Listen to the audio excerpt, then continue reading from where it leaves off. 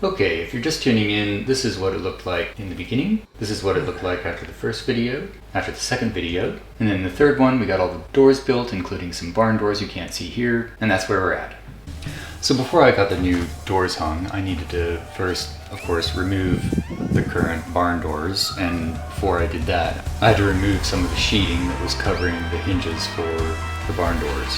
Now we had the shed tested back when for asbestos and did come back positive, but not for the whole thing, because the left side of the shed was built out and on top of by the previous owner in order to cover the asbestos from the outside on that side. And I thought that they also then most likely used standard cement sheeting to cover where the doors are, but I wasn't crystal clear.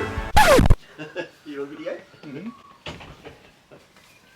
But you can see here the sides of the material as well as the render that they slopped on the front and then is spilling over and all dried and crusty. So this top piece going along was most definitely asbestos, whereas this side piece, you can see kind of the blue edge, which means that it was most likely like a blue board or like a new kind of cement board. So I wasn't too worried about that piece. Starting over on the other side, I went ahead and used some shaving cream to cover all the edges, because doing some light research, this was an often mentioned tactic.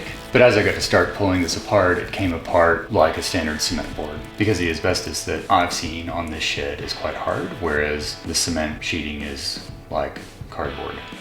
Looking at the top piece, you could see kind of the cracks of where one piece was kind of placed right above the doors, and it was a bit loose, and rather than kind of tagging it back down again or trying to secure it back to the frame, I just wanted to remove it. Plus I thought removing that could potentially create an opportunity to put in some transom windows above. Then going back and just using some shaving cream to cover up where the edges were, just as a precaution, while I got some leftover nails out. And then just going back, doing some cleanup and covering all the edges with a generous serving of black spray paint. Then taking off the doors. Funny when a big door like stands on its own without any help.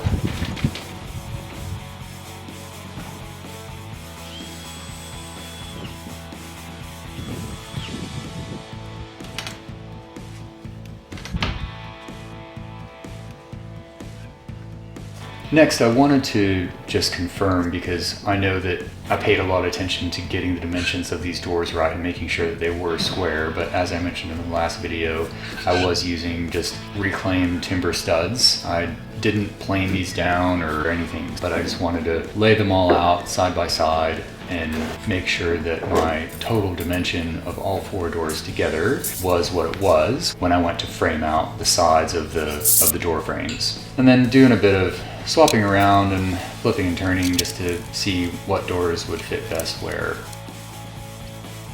Then going back, because I knew the right hand side was way out, whereas the left hand side was a little bit out. So on the right hand side, using a block at the bottom and then using two studs to create a bit of an A-frame. So I needed to trim down the side of the one board on the top to get the angle right. So getting that cut and mounted, first just tacking it up so it would stay there while I use some long screws to secure it to the post. Then using another piece of hardwood to act as the door frame. Attaching that in a bunch of different places, and then using some spacers as I went down to maintain the shape that I needed.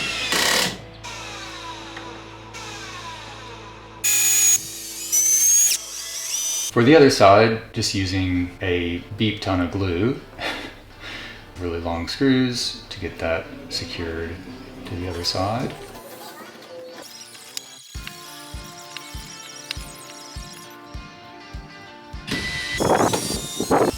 And then doing a final measure just to see where I was out, understanding I already knew kind of what my doors required, pictured here in this beautiful drawing.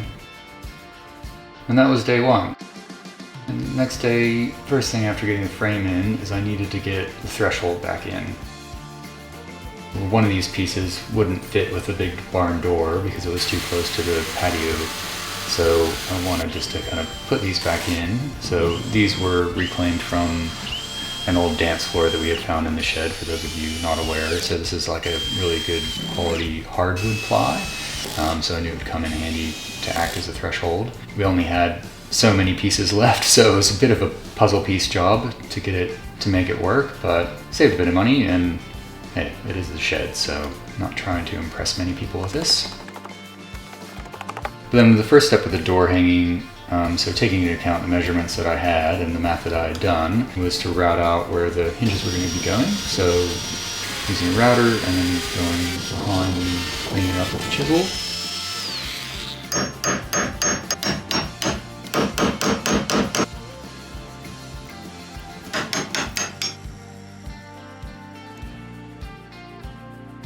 And then rinse and repeat for all the doors. And then starting to hang. So starting to hang with the little doors, so just using a couple shins at the bottom and a couple bricks to kind of keep it in place while I was able to get the first screw in, which was off camera clearly, and then getting the other screws in here. There's me looking quite happy with what I've been able to accomplish. Rinse and repeat for the right hand small door, and then getting the big ones on.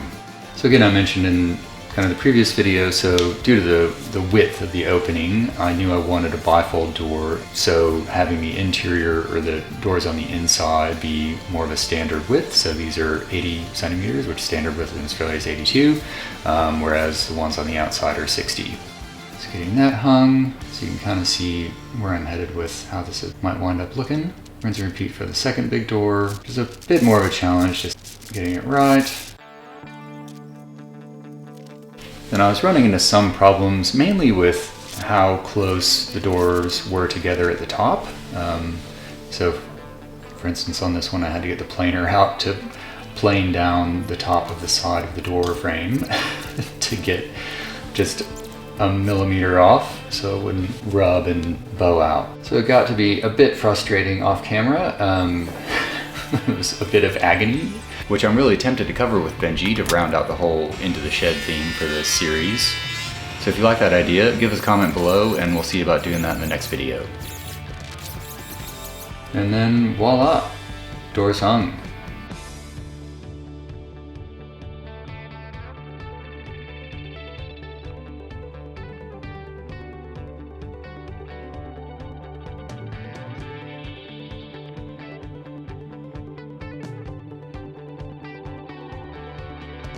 So next step, I wanted to get some panic bolts kind of put in on each of these doors so that the small ones would stay in place while the big ones can be open, and even the large one on the one side could stay in place while I just use the one door to come in and out of. So just using a simple black panic bolt. These actually aren't panic bolts, but it's what the store had in stock when I was there. Then looking back up to, let's just call it the transom above, I needed to insert a couple framing boards behind the sides to complete the frame out, because behind that piece of sheeting there wasn't any timber. There was one kind of coming down at an angle, but I needed one just coming down vertically. Just help finish that off so when I go to frame out that opening with some trim work, I can do that. Then starting on the trim work. So starting on the left-hand side, you can see how the sheeting that I didn't want to bother removing sticks out further than the structure of the unit. So I needed to get some thin ply to kind of put on here to make up for that difference. So just cutting a piece of that, tacking that up. Also visually kind of cleaning up so you don't see all the structure behind. Rinse and repeat for the second side. And you can definitely see how crooked the wall is.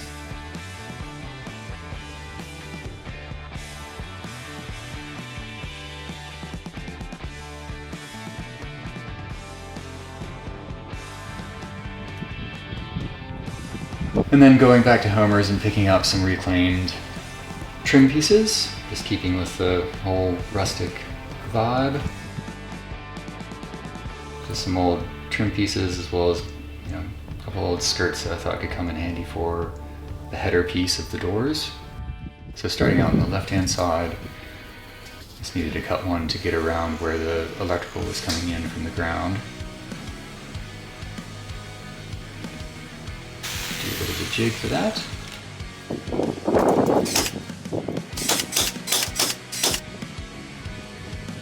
Turn out nice. And then the front corner piece.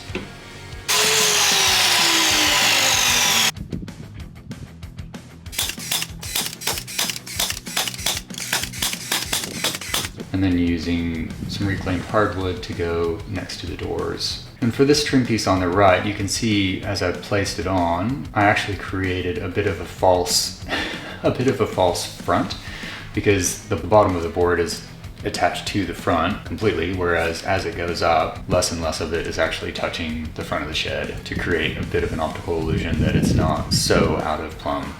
Then ripping down that more decorative timber for the top. I couldn't find a good piece long enough for the whole width, so I got these two pieces and then married them together, just using a couple miter cuts.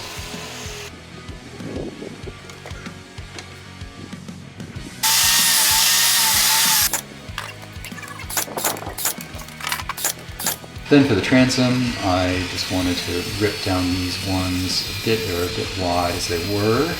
So ripping them down and doing miter cuts on the sides and getting those tacked in.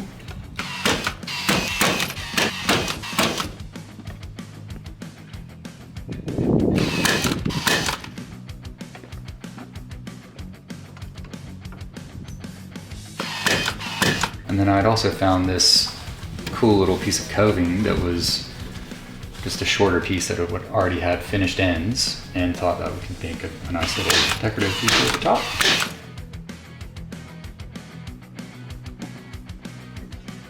And then going back to the doors, I still needed a mushroom stop. So I didn't integrate this into the design of the doors. I knew I needed to do it, but so basically I just ripped down a piece of hardwood to the right thickness and the right width.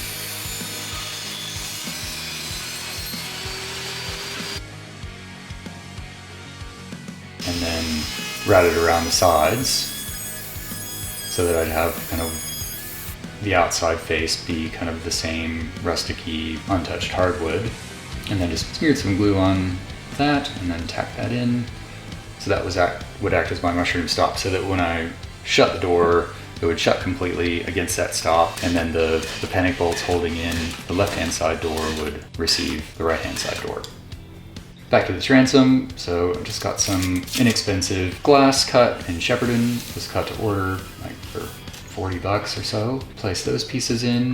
No, I got it. I just,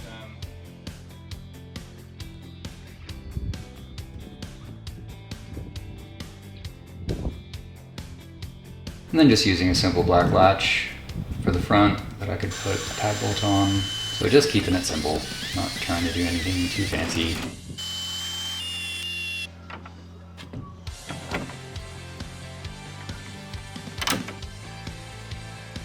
So the next day, you can see how these are opening up now. Really happy with how they're turning out.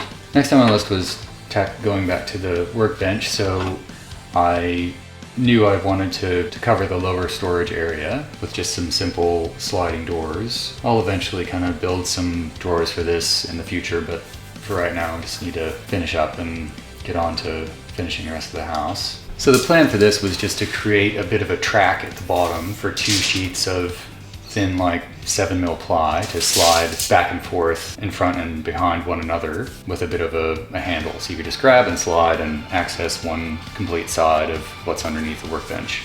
So for this I just used a new piece of pine from Bunnings, marked out where I needed the grooves to be, and then rather than trying to use the router for this, I just used the table saw. So just keeping the blade low enough so it didn't go through the entire board, but just created a bit of a track by passing the boards through several times. And this is when it was confirmed. I knew that the blade was out from the fence, but doing this just really confirmed it because it was a total wreck. I actually wound up taking the table saw back under warranty and getting a new one because Unlike the US version of this table saw, there is no little hex screw to kind of adjust the blade's straightness with the fence. You have to do the entire blade assembly, which is virtually impossible. And then even in the manual it says, you might find this difficult. And if you do, take it to a Ryobi service center, which in Australia, there are no Ryobi service centers.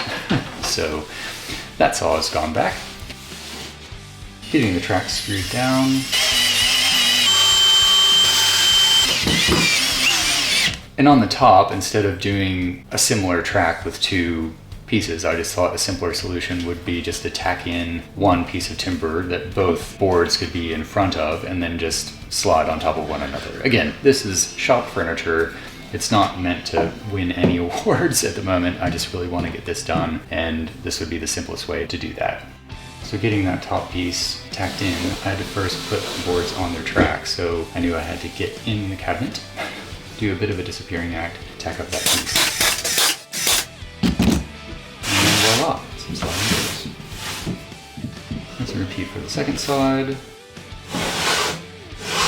And then finishing off the side as well with some ply. And the middle piece, I knew I wanted to keep open just to be able to access a bin, and eventually when I get a shop vac / dust collector for the miter saw, that can live under here. It didn't quite cover the whole area, but I did go back and cover up those gaps afterwards. I knew these doors needed some handles, and thought the knee-jerk response was just to drill some really big holes in and use a hole, but I don't know, something about sticking your finger in a hole to like pull a door open is just a bit weird. So, and I didn't want to like buy cheap things at Bunnings. I was a bit inspired by some scrapped timber that I had, so I thought I'd just make my own. Thinking about the ones that I put in the kitchen, so these are just really cool, simple black bowls, but they just have a really nice ergonomic design with the little curves on the inside, so you put your fingers behind that and it just feels good. So just taking this old leftover piece of reclaimed timber, routing in 4 stripes of curves, and then just taking the table saw and cutting them into 4 different pieces.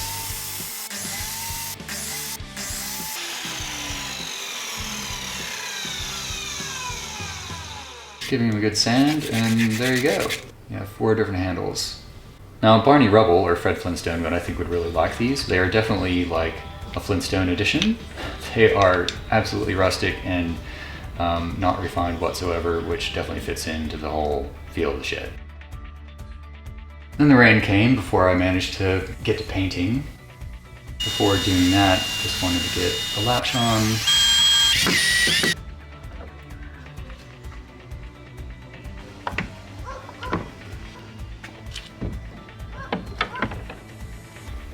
And then the rain returned again.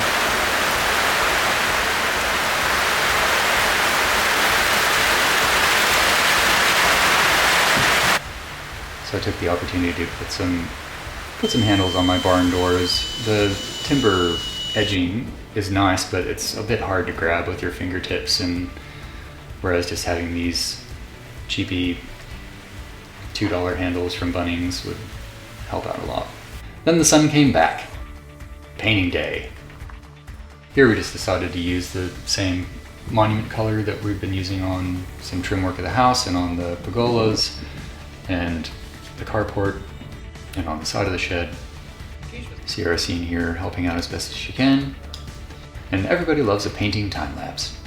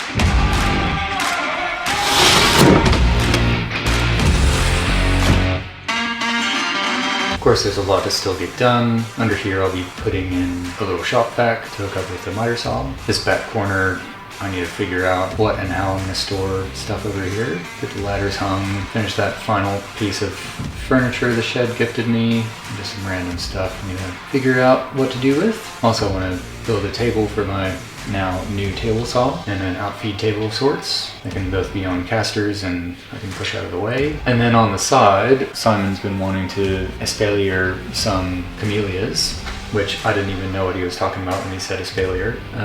But yeah, so it'll look great when they're all grown in. And then we'll be putting some mirrors, a couple of which you may have seen in the back of the shed. We'll be putting some mirrors on that back wall so that if you are sitting at the dining table facing the wall, you can look through the reflection and see some of the yard in the background. But all in all, I just love how it all came together. Even this little corner piece of molding that is just a bit of a fake. That's about it. Don't forget to give me a like, post a comment. It'll certainly help me out with the algorithm. That's it for now. Cheers. Bye.